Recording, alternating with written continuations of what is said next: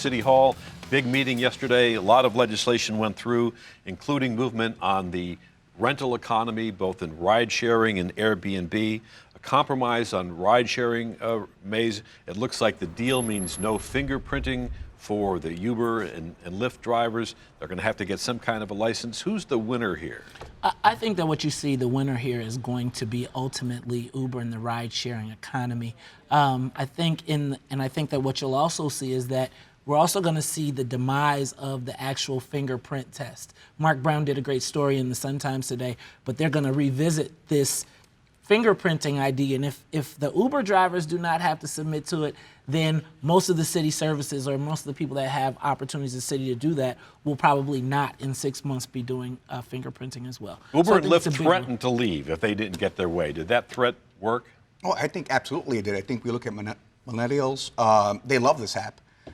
And I think that just the jobs it brings and the people it serves, I think in the inner city, so many people I know are able to get an Uber ride within 3 minutes, but they have to wait an hour to get a cab ride if you're on the south or west side of Chicago. So I think the consumer won here, and I think it's a big victory. But for taxi cab drivers, still a big difference. They have to get the regular chauffeur license, go through, get a medallion or rent from a medallion. Is there still an uneven footing here in the city between the ride sharing and the taxi services? Well, I mean, there still has to be, there are some background checks that Uber and Lyft drivers are going through. And I think they, even pushed back and said, well, let's deregulate the taxis as well. Sort of let's blow this up and make it an even playing field. I mean, here's the deal. I think consumer protection is absolutely important. Alderman Beal said, we're going to look at this again in 6 months, whether it's true or not, whether fingerprinting goes away, as me suggested. But I want to go back to something that Angel said. I can't tell you how many times I live in Humboldt Park that I don't even put my butt in the seat of a taxi, and I open the door and I say, I'm going to Humboldt Park. And I let him say, or her say, yes or no, oh, I'm sorry, I'm not available. That's illegal.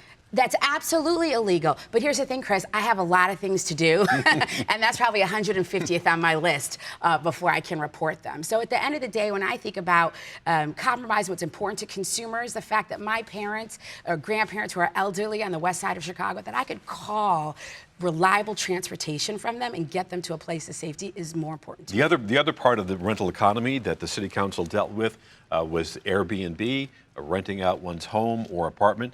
And it seems that the City Council approved the mayor's version, which is friendly to Airbnb, and some of the aldermen were upset because they wanted more regulation. Well, I think that really what we have to do is really start to adjust to this app-based economy that is being generated. And as Chicago rapidly becomes a hub for technology companies, we're going to see things like this all the time.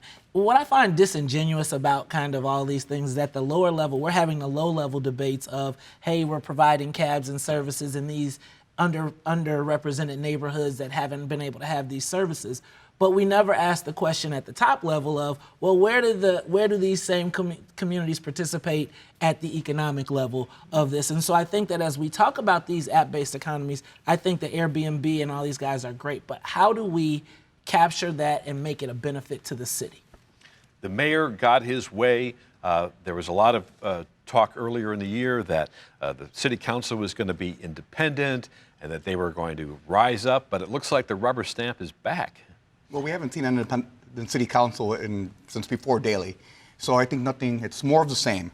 And we've seen that maybe on this issue, Rahm got his way, but it was really, I thought, a really strong grassroots effort by Uber, Lyft, Airbnb to have people call their aldermen. So there was some pressure there. And it seems that the only aldermen that were against it were the people that had many hotels in their areas and people that were working with the taxi lobby. So I think at the end, maybe overall, we still have a rubber stamp, but I think this was a very strategic move by the sharing economy to lobby and have people call their aldermen. I think there's also some community-based initiatives here. I participated as a nonprofit organization for over a year lobbying the mayor to find more service dollars for the homeless service sector. And this 4% surcharge gets us there. And that was a collaborative effort that we were happy to take part in and stand with the mayor in that perspective because it brought more resources to the table. And so, Mays, you talk about how our people on the west side and south side who are struggling with the loss of state funds, we're now going to have an influx of $2+ million that wasn't there 2 days ago.